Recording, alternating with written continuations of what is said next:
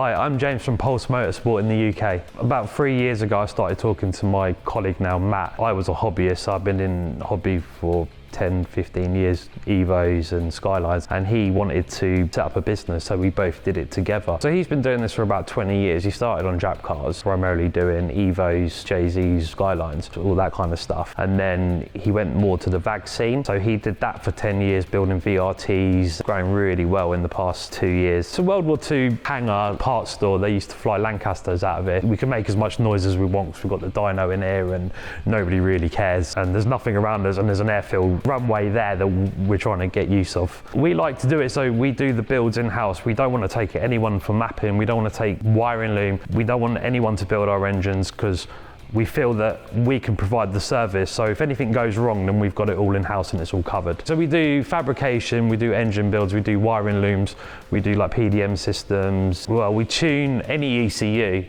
We've got no preference, we'll tune it if it's an ECU, but we're tuning like Haltech, Link, ECU Master, Cyvex. We're Cyvex dealer, we're an ECU Master dealer, we're a Link dealer. We're not a Haltech dealer yet, but we buy that through Parts Plug anyway, so it's kind of okay. I've got a passion for GTRs because obviously I own my 33. I've always loved the cars from being a kid. It kind of came through friends of mine who had GTRs. Started off as bring your car to us and we'll work on it. It's going to be amazing. I'm really looking forward to it. As soon as it got announced, I was really like happy to hear about it, and I wanted to jump on board and get involved because what we see in the Australia scene is amazing, and if we can get like a pinch of that over here and have a little bit of that over here, it'd be amazing for the cars and the culture. I've got a couple of my customers, they're excited about it. One I got 32 going on, he wants to get his car ready, and I've got another, my 34 that we've got here, that we want to get his car done. We got a few, so hopefully we'll bring some nice cars to the event.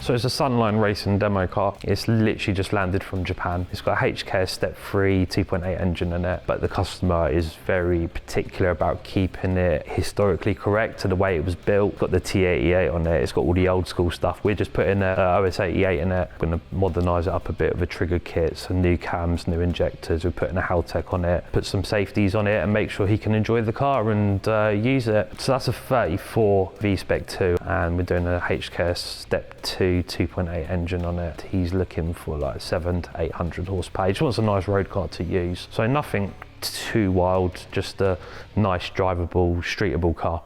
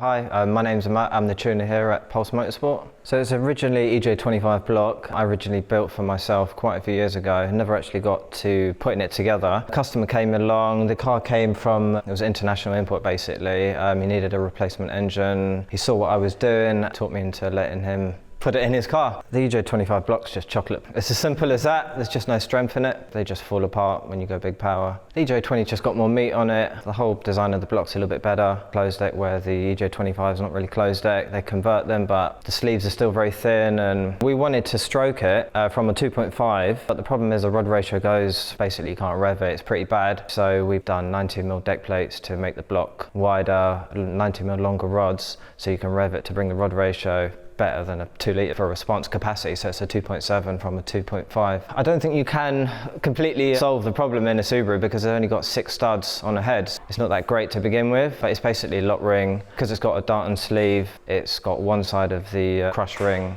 a lot harder than aluminium to aluminium. Much better. I wouldn't say it's completely solved, but it is drastically better than an original 2.5 block, even down to cam timing pulleys and all of that. So a lot of work's gone into it. So we used a different belt that had a bit more grip because they do like to jump pulleys, and where we've got a longer belt now, we're a bit worried about it jumping pulleys. So we've changed the timing belt system, so it's all custom pulleys. So it's a Process West plenum, but the actual runners are custom. So it's on a Civix. We've only tuned it to pump fuel at the moment. At 1.8 bar, it makes 600 brake. It's on full boost at 3800 RPM, so it's very, very responsive, torquey. When we gave it back to the customer, he got out of the car, he was shaking, he couldn't walk, so it was obviously more than he expected. Pretty happy with it. So it's got a Varis body kit. He spent quite a lot of money importing that, fitting it all and everything. It's got a bolt-in cage, nothing too special, but it's a road car, it's not a race car. He wasn't expecting to go so extreme on it. He spent a few quid on it. As Subarus go, it's fast.